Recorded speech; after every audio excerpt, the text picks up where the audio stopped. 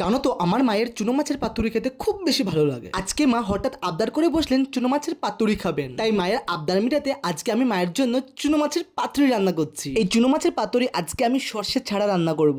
আর পাতুরি বানানোর জন্য নিয়ে নিচ্ছি টমেটো, পেঁয়াজ আর কাঁচা লঙ্কা, ধনিয়া পাতা। এক এক করে পেঁয়াজ, টমেটো, কাঁচা লঙ্কা, ধনে পাতা কেটে নিচ্ছি আমি। ওই যে বললাম আজকের পাতুরিটা আমি সর্ষে ছাড়া রান্না করব। আর জানো তো আমারও চুনো মাছের পাতুরি খেতে খুব বেশি ভালো লাগে। ওইদিকে আমার সম্পূর্ণ জিনিস কাটা হয়ে গেল। এখন পাতুরির জন্য কলা পাতাটা ভালো করে আমি ধুয়ে নিচ্ছি। আর জানেন তো কলা পাতাটা ধোয়া হয়ে গেলে গরম প্যানের মধ্যে আমি কলা পাতাটাকে প্রথম সেঁকে নেব।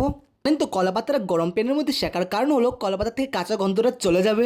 আচ্ছা, আপনাদেরও কি চুনো মাছের পাতুরি খেতে ভালো লাগে? আমাকে কমেন্টে জানাবেন তো। কলা পাতা শেখা হয়ে গেছে, এখন মাছের মধ্যে সম্পূর্ণ মশলা আমি মিলিয়ে নেবো।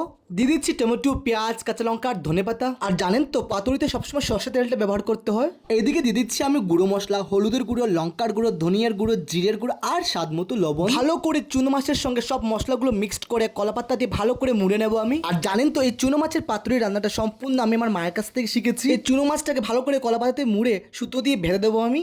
গরম করে সামান্য পরিমাণে সরষের তেল দিয়ে পাতুরিটা দিয়ে দিচ্ছি আমি। কড়াইটাকে থাল দিয়ে ডেকে 10 থেকে 15 মিনিট হালকা মিডিয়াম আঁচে ভাপ দিলেই হয়ে গেল আমার চুনো মাছের পাতুরি।